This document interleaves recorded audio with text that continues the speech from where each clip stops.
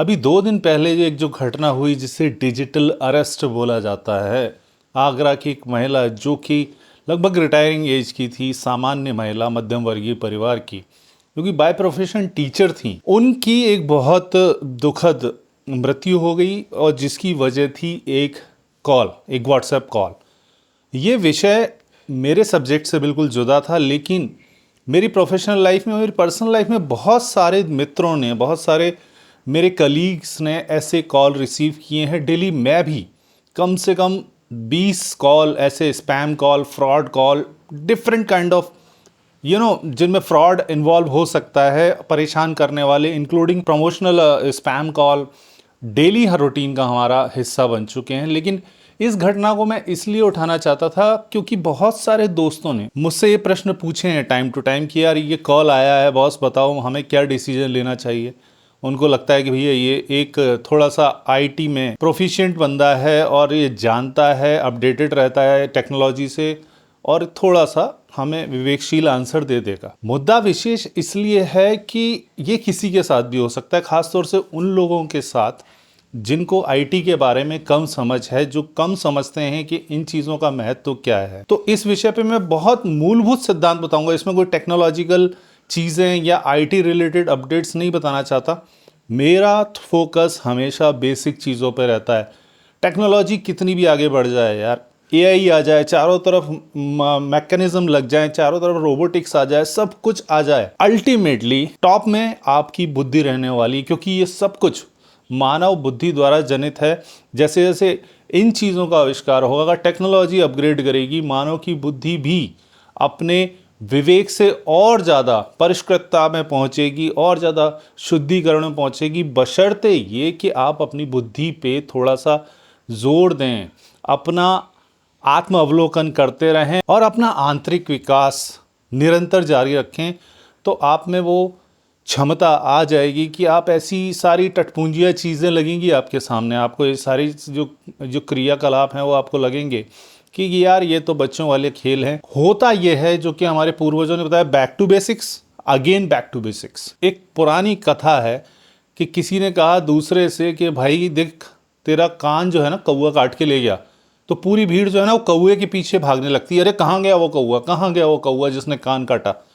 अरे भाई पहले कान तो देख लो, कान सलामत है कि नहीं, कौवे को बाद में ढूंढ लेंगे।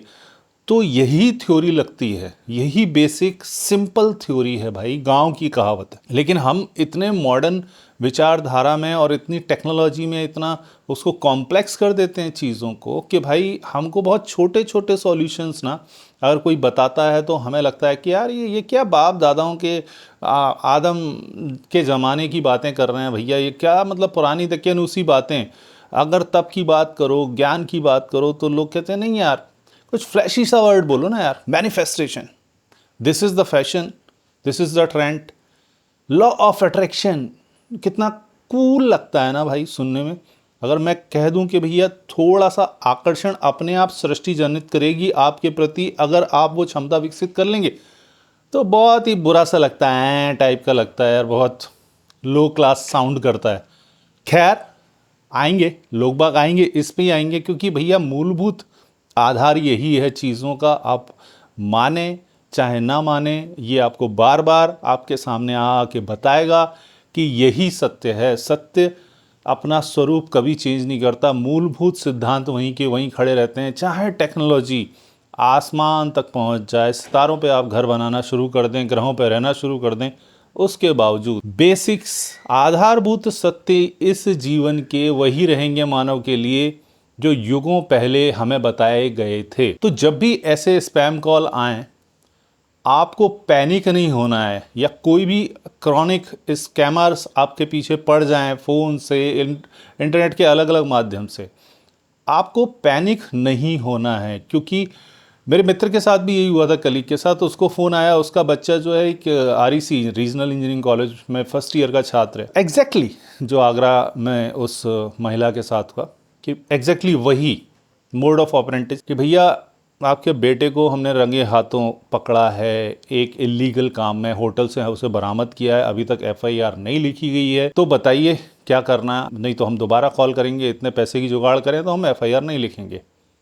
अब उनका देर रात को मेरे को फ़ोन आया, मैंने बोला देखो ऐसा है, कूल डाउन हो जाओ थोड़ा सा, क्योंकि मैंने भी पहली बार सुना था ये। मतलब कूल डाउन हो जाओ सबसे पहले, चूंकि वो कॉलेज में है, अगर ऐसी कोई घटना होती तो सबसे पहले पुलिस वाले कॉलेज को रिपोर्ट करते कि भाई ऐसा ऐसा आपका छात्र यहाँ पे पकड़ा गया है।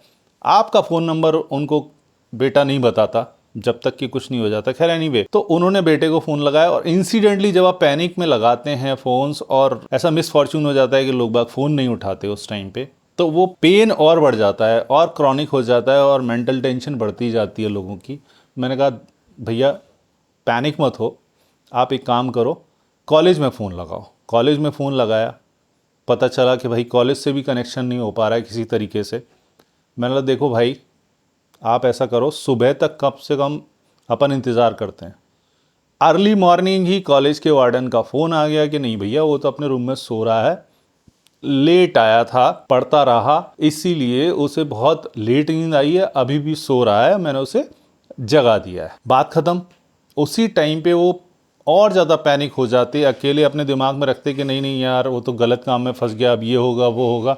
वही ना कि हम कौए को ढूंढने निकल जाते हैं कि भाई हुआ क्या होगा, अभी उसने खाना खाया होगा नहीं खाना खाया होगा, वो कि ऐसी गलत गतिविधि में पड़ा क्यों, अब समाज में मेरे नाम का क्या होगा। बहुत सारी अनाप शनाप विचार हमारे दिमाग में आते हैं, जबकि उसी टाइम पे हम थोड़ा उस घटनाक्रम को समझने की कोशिश करें कि भाई ये हो क्या रहा है, इसके पीछे क्या क्या हो सकता है और मैं किस किस तरीके से समझ सकता हूँ कि ये घटना हुई भी है कि नहीं हुई। आप सामने वाले को जज नहीं कर पा रहे तो भी कोई बात नहीं है, और ये केवल इस प्रकार के स्कैम कॉल के लिए नहीं है। तो उसने मेरे से ये प्रश्न पूछा कि आपने बचा लिया और ये वो थैंक किया उसने मेरे को, लेकिन उसके साथ साथ बोले सर लेकिन आगे ऐसी चीज़ें हो तो मैं क्या करूं।